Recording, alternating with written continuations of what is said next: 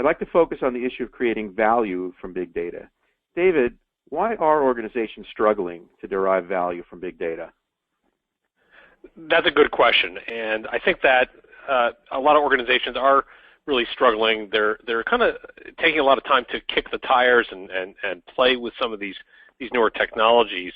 But the promise of these big data platforms is that there's presumably a simple set of methods that are intended to transform their organization by migrating their inventory of data to these newer technologies. But despite these presumptions that are associated with what you might call the schemaless organization of data, in which you can just take all of your data and dump it into a data lake, the greater the volumes and the higher the number of files, or the higher the number of data artifacts and the wide diversity of the data, all of this is coupled with the idea that interpretations are independently defined by the consumer. So when we put data into a data lake, there's this assumption that the data is going to sit there until it's going to be used by some data consumers down the road, and it sits there until it's needed. And so all of these things combined lead to confusion. And so you get these organizations that sit down and say, we're going to migrate everything to Hadoop, or we're going to put everything on HDFS,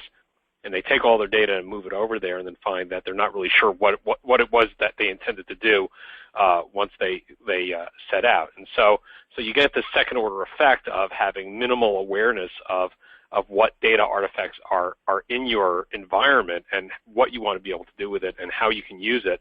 And in fact, you get this diffusion of knowledge about what's actually usable and how those different data sets can be used.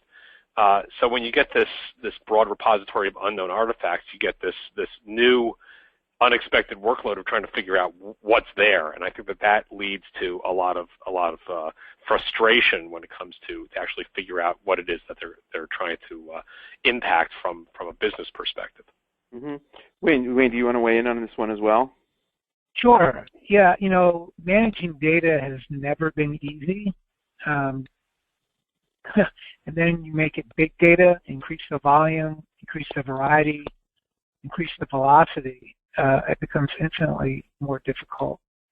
And as David mentioned, these new big data platforms, primarily Hadoop, and now we're talking about Spark being the successor to Hadoop, and some of these cloud-based systems like Amazon S3 and Google's Cloud Query, Cloud File System being successors to Hadoop.